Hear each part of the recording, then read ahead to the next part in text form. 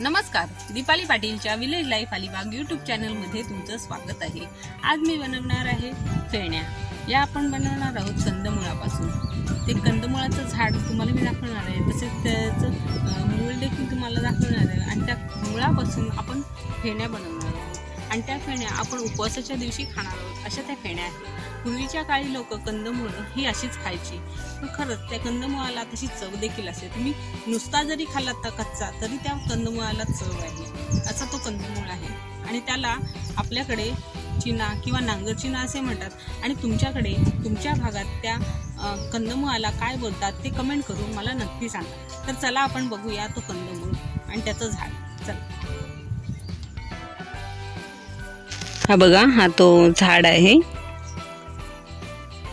हा बघा, छोटासाच असतो झाड। ते कंदमुळ मातीत असतात। हा आता आपण झाड पडणार आहोत आणि आपण ती कंदमुळ काढणार आहोत।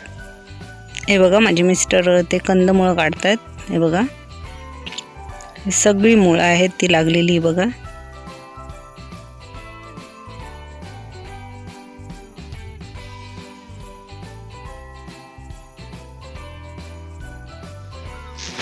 हे बघा, अशी ही कंदमुळं खाली लागलेली असतात।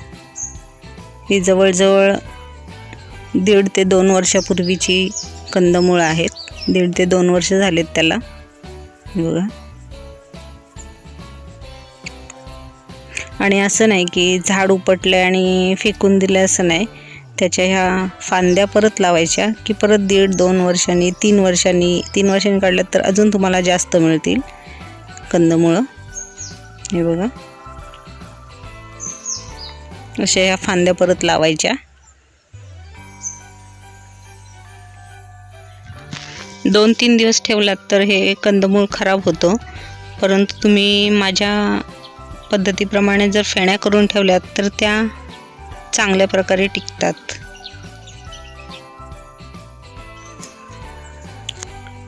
ही कंदमुळं साधारण रताळ्यासारखी दिसतात। याचा आकार मोठा असतो, रताळे छोटे असतात। हे बघा, एवढे एका झाडापासून मिळालेली कंदमुळं आहेत। हे बघा,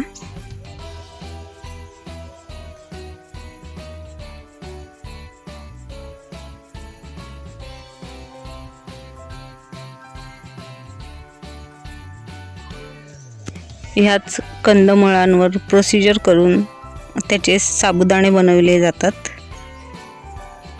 याची साल काढली जाते, त्याच्यात खूप मोठी प्रोसिजर आहे। हे बघा, आपण थोडेसे उकडून बघणार आहोत।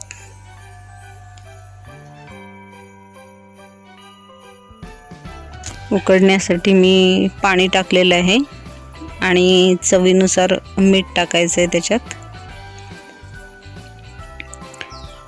हे लगेच शिजतात, त्याला जास्त वेळ लागत नाही।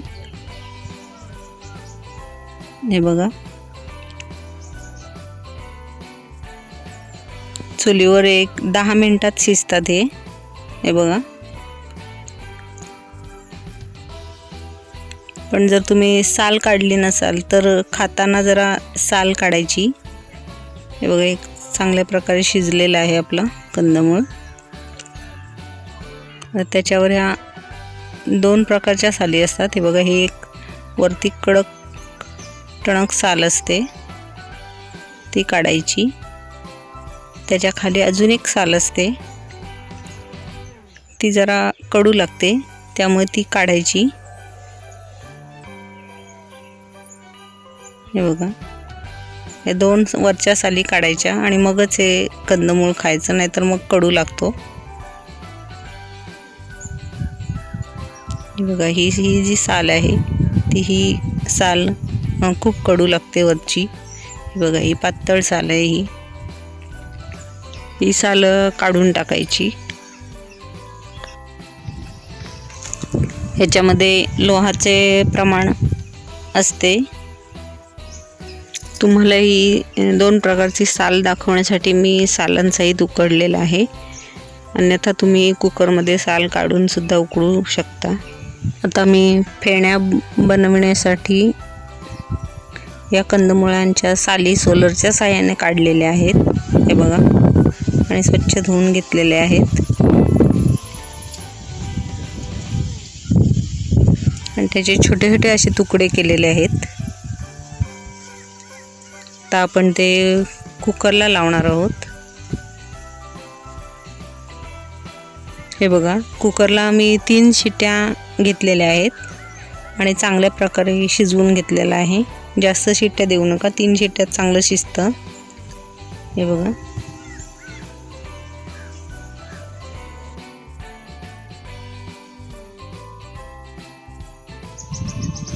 त्यानंतर मिक्सरच्या भांड्यात किंवा पुरणाच्या जाळीत ते बारीक करून घ्यायचं आणि नंतर पातळ होण्यासाठी त्यात पाणी ओतायचं आणि चवीनुसार मीठ टाकायचं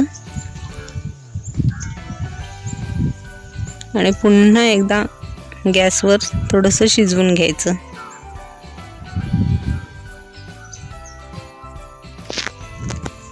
हे बघा, अशा प्रकारे शिजवून झाल्यावर आपण एखाद्या प्लास्टिकवर ते फेण्या टाकायच्या पळीच्या साहाय्याने. हे बघा, अशा प्रकारे. आणि सकाळी टाकलं तर संध्याकाळपर्यंत चांगल्या कडक होतात.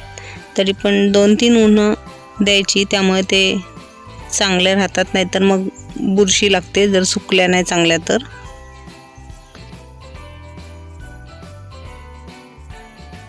हे बघा, 2-3 ऊनं दिल्यानंतर चांगल्या कडकडीत होतात या फेण्या.